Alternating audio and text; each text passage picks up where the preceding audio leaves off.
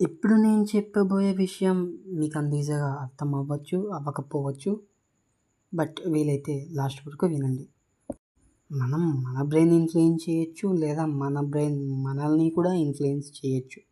I have an example for that. నేను daily push-ups, sit-ups, squats చేస్తుంది మీ అందరికీ తెలిసిన విషయమే. మొన్న లాస్ట్ వీక్‌లో మా ఫ్రెండ్స్‌తో డిస్కస్ చేస్తూ ఉన్నా అనమాట అబౌట్ వింటర్ వచ్చింది కదా దాని గురించి. అలాగే అలా వెళ్తూ వెళ్తూ వర్కౌట్ మీద కూడా వచ్చిందనమాట. They say if in case పాస్ట్‌లో నీకు ఎలాంటి బోన్ ఫ్రాక్చర్స్ అయినా కానీ ఇప్పుడు నువ్వు బాగా ఫుల్‌గా పుష్ చేసావనుకో నీకు సైడ్ ఎఫెక్ట్స్ ఉంటాయి అని అన్నారు.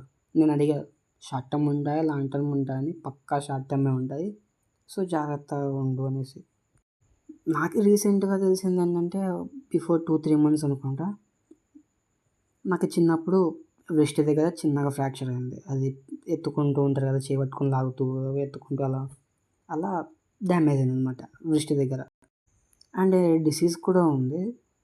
దానివల్ల ఏమవుద్దంటే నా హ్యాండ్స్ మొత్తం చాలా వీక్ అయిపోతాయి. బట్ నాకు అవన్నీ ఏం తెలీదు స్టార్టింగ్‌లో. సో డిప్లొమా ఫైనల్ ఇయర్‌లో ఉన్నప్పటి నుంచి అప్పుడు నాకు సెమ్ ఎగ్జామ్స్ జరుగుతున్నాయి. అప్పటి నుంచి స్టార్ట్ చేశా. సెమ్ ఎగ్జామ్స్ ఉన్నప్పటి నుంచి స్టార్ట్ చేశాననమాట. Daily 100 push-ups, sit-ups, squats and running. ఈ సిటప్స్, స్క్వాట్స్, రన్నింగ్‌తో పెద్దగా ఇబ్బంది ఏమి ఉండదు నాకి, వాళ్ళు చెప్పిన విధానంగా. బట్ ఈ పుషప్స్ ఏవైతే ఉన్నాయో మొత్తం హ్యాండ్ మీద బేస్ ఉంటాయి. అది కూడా మెయిన్‌గా రిస్ట్ దగ్గరే ఉంటుంది కదా. సో అలా అనమాట. అసలు పెయిన్ ఏమి ఉండేది కాదు. పెయిన్ ఎప్పుడో 2 ఇయర్స్ బ్యాక్, 3 ఇయర్స్ బ్యాక్ ఉండేది. అది కూడా నేను ట్రీట్మెంట్ తీసుకుంటూ ఉన్నప్పుడు నా హెల్త్‌కి. ఆఫ్టర్ లిజనింగ్ అదే నా ఫ్రెండ్స్ అయితే చెప్పారో అది విన్న 1 డే, 2 డేస్ తర్వాత అప్పటి నుంచి నాకు పెయిన్ స్టార్ట్ అయింది. ఎక్కడ వ్రిస్ట్ దగ్గర డైలీ పుషప్స్ చేస్తూ ఉంటా కదా, అప్పుడు పెయిన్ స్టార్ట్ అయింది. ఎలా వచ్చిందో నాకు తెలీదు.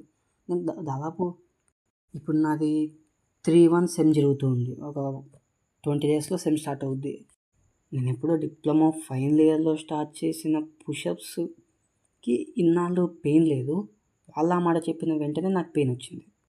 అంటే ముందు పెయిన్ ఉండేదే లేదు అసలు. బట్ వాళ్ళు చెప్పిన తర్వాత నా బ్రెయిన్ దాని గురించి థింక్ చేస్తూ చేస్తూ అరే నీకు చిన్నప్పుడు ఫ్రాక్చర్ అయింది, నీకు ఒక డిసీజ్ ఉన్నది, అది క్యూర్ అయింది, బట్ దాని సైడ్ ఎఫెక్ట్స్ ఉంటాయి అని అందులో అది థింక్ చేస్తూ చేస్తూ పెయిన్‌ని తెచ్చింది. ఇది ఒక కేస్. ఇంకో కేస్ ఏందంటే నేను డిప్లొమా నుంచి అనుకున్నా కదా, డైలీ పుషప్స్ కొట్టాలి, చేయాలి, చేయాలి, చేయాలి అనేసి. అది ఒక విల్ల అనమాట నాకి. చేయాలి, చేయాలి అనేసి. ఆ థాట్ ఏం చేసిందంటే నా పెయిన్‌ని ఆపేసింది. అక్కడ పెయిన్ ఉన్నా కానీ పెయిన్ లేదు, నార్మల్‌గానే ఉంది అని చెప్పేసి పెయిన్ రిసెప్టార్స్‌ని ఆపేసింది. It's second case. నాకైతే అసలు దేన్ని నమ్మాలో అర్థం కాలేదు. నేను నా పర్సనల్ డాక్టర్‌ని కన్సల్ట్ అయ్యాను. ఆయన ఏం చెప్పాడంటే ఒక్కటి, నీకి అలా సైడ్ ఎఫెక్ట్స్ రావాలంటే నీ బోన్ ఫ్రాక్చర్ అయినప్పుడు అది సెట్ అయ్యేటప్పుడు ఇంప్రాపర్‌గా సెట్ అయిందనుక నీకు సైడ్ ఎఫెక్ట్స్ ఉంటాయి. సో నీకు ఎలాంటి సైడ్ ఎఫెక్ట్స్ లేవు. ఎందుకంటే నీ బోన్ అనేది పర్ఫెక్ట్‌గా సెటప్ అయింది ఆఫ్టర్ ఫ్రాక్చర్ అన్నాడు. తర్వాత నాకేదో డిసీజ్ ఉందో అది జస్ట్ ఫస్ట్ స్టేజ్‌లోనే కనుక్కున్నారు. సో అది వెంటనే క్యూర్ అయిపోయింది. No problem. అంటే నాకు ఎలాంటి సైడ్ ఎఫెక్ట్స్ ఉండవు, ఎలాంటి ఇబ్బంది ఉండదు while I am doing the workouts. If in case ఫ్యూచర్‌లో నేను హెవీ వెయిట్స్ ఎత్తినా కానీ ఆ పెయిన్ ఆ హెవీ వెయిట్స్ ఎత్తినందుకు మాత్రమే వస్తాయి. ఏదో నా పాస్ట్‌లో ఉన్న దానివల్ల అసలు రాదు. ఇప్పుడు ఇక్కడ ఏం జరిగింది, జస్ట్ నా బ్రెయిన్ తనంతట తానే ఫస్ట్ ఏమనుకుంది, ఒకవేళ నిజంగానే పెయిన్ వచ్చేదే అయితే పెయిన్ లేదు లేదు అనే థాట్ మీద పెయిన్ రాదు. ఇంకొకటి వచ్చేసి ఒకవేళ ఇన్ కేస్ నిజంగానే పెయిన్ లేదు అనుకోండి, నేను ఆ మాట ఎప్పుడైతే విన్నానో నా ఫ్రెండ్స్ దగ్గర నుంచి, అది నా బ్రెయిన్‌లో నెమరు వేస్తూ వేస్తూ అదంతకదే అక్కడ పెయిన్ వస్తుంది, యూ షుడ్ స్టాప్ దట్ అని చెప్పేసి చెప్తుందనమాట నా బ్రెయిన్. ఐ నో మీకు కన్ఫ్యూజన్‌గా ఉండొచ్చు. నాకి కూడా కాసేపు కన్ఫ్యూజన్‌లో ఉన్నాను. బట్ ఇదే మళ్ళీ ఒకసారి ఫస్ట్ నుంచి వినండి. ఒకవేళ నేనేదైనా తప్పుగా చెప్పింటే కమెంట్‌లో దాన్ని సరిచేయండి. ఇందాక నేను చెప్పా కదా, 2 కేసెస్. అందులో ఒకటి నాసిబో అంటారు, ఇంకోటి ప్లాసిబో అంటారు. అంటే ఇఫ్ ఇన్ కేస్ నీకు నిజంగా పెయిన్ ఉంది అంటే అది లేనట్టుగా చూపిస్తారు కదా, దాన్ని ప్లాసిబో అంటారు. నీకు పెయిన్ లేకుంటే దాన్ని ఉన్నట్టుగా చూపడాన్ని నాసిబో అంటారు. అంటే నీ విజ్డమ్ లేదా నీ ఓవర్ థింకింగ్ అనే ఇవేంటివైతే ఉన్నాయో నీ బాడీలో కొన్ని సింటమ్స్ ఉన్నవి లేనట్టుగా, లేనివి ఉన్నట్టుగా నీ బ్రెయిన్ని ఇన్ఫ్లుయెన్స్ చేయించగలవు. సో ఇలా మీరు ఎలాంటివైనా ఫేస్ చేశారేమో కమెంట్ చేయండి. సో నీ బ్రెయిన్ ఏమీ ఇలాగే ఉండాలి అని చెప్పి డిజైన్ చేసి ఉండదు. నువ్వు నీ హ్యాబిట్స్తో నీ బ్రెయిన్ని నీకు నచ్చినట్టుగా షేప్ చేసుకోవచ్చు.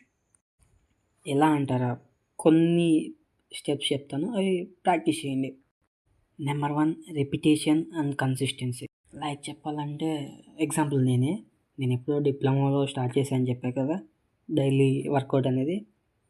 కన్సిస్టెన్సీ అండ్ రిపిటేషన్ అంటే డైలీ చేస్తూ వస్తూ ఉన్నాను కదా ఆ పుషప్స్, సిటప్స్, స్క్వాట్స్ అనేది. ఇప్పుడు నాకు ఎలా అనిపించిందంటే డైలీ హ్యాబిట్. అది తెలుగులో ఏదో అంటారు దాన్ని గుర్తురాట్లేదు, ఏదో విడిచిపెట్టింది. అలా నీకేమవుద్దంటే నీ బ్రెయిన్ దానికి తగ్గట్టుగా షేప్ అయిపోద్ది డైలీ చేసేయాలి అనేసి. అండ్ నీ బ్రెయిన్ దాన్ని ఓన్ చేసుకొని నువ్వు వర్క్ చేయడంలో, అంటే నా గురించి నేను చెప్తున్నా, నేను వాటిని చేయడంలో కొంచెం డెవలప్ అయిపోయాను అనమాట. స్టార్టింగ్లో నేను స్క్వాట్స్ చేయాలంటే కష్టమయ్యేది. జస్ట్ 10 చేసేవాడిని, లేదా ఇంకా తక్కువ అయ్యేది. ఆఫ్టర్ స్క్వాట్స్ నేను రన్ చేయాలన్నా, వాక్ చేయాలన్నా సరే నాకు ఫుల్గా పట్టేసేది, కాలంతా థైస్ దగ్గర ఇంకా ఎక్కువ వచ్చేది. బట్ ఇప్పుడు ఒక్క సెట్లోనే 100 స్క్వాట్స్ కంప్లీట్ అయిపోయాయి. సిటప్స్ కూడా అలానే. సిటప్స్ చేసిన తర్వాత నాకు కొంచెం బ్రీతింగ్ ప్రాబ్లం వచ్చేది, సరిగ్గా బ్రీత్ చేసేవాడిని కాదు. ఇప్పుడు పర్ఫెక్ట్ ఉంది breathing. And the second one is mindful attention. Like meditation చేసి విజువలైజేషన్తో, ఫోకస్డ్ లెర్నింగ్తో చేయాలి. మెడిటేషన్ అంటే మీకు తెలిసిందే. ఇంకా చెప్పాలంటే మెడిటేషన్ అంటే ఏం లేదు, జస్ట్ నువ్వు ప్రజెంట్లో ఉండడం. విజువలైజేషన్ అంటే నీకున్న థాట్ని, నీకున్న ఐడియాని ఎలా ఉండాలి అని చెప్పి విజువలైజేషన్ చేసుకోవడం. అది నా పరంగా నేను చెప్పాను. అండ్ ఫోకస్ లెర్నింగ్ అంటే ఏదైనా ఒక పని చేసేటప్పుడు నువ్వు జస్ట్ దాని మీద మాత్రమే ఫోకస్ చేస్తూ అది చేయాలి. ఏదైనా సరే దాని మీద మాత్రమే చేయాలి, ఇంకోటి ఏది చేయవద్దు. ఇంకోటి chemical booster. The third one is chemical booster. నువ్వు దీన్ని ఎలా చేయొచ్చు అంటే ఎక్సర్సైజ్తో, గ్రాటిట్యూడ్తో, కనెక్షన్తో.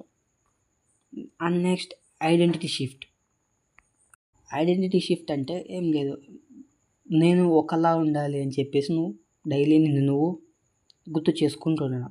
ఇందాకే చెప్పే కదా నీ బ్రెయిన్ని ఇన్ఫ్లుయెన్స్ చేయొచ్చు లేదా నువ్వు ఇన్ఫ్లుయెన్స్ చేయొచ్చు అని చెప్పేసి. After I had my friends words నాకు నిజంగానే పెయిన్ ఉందేమో అనిపించేసింది. బట్ అక్కడ చూస్తే పెయిన్ లేదు. సో అది ఐడెంటిటీ షిఫ్ట్కి ఒక రకంగా ఉంటుంది అన్నమాట.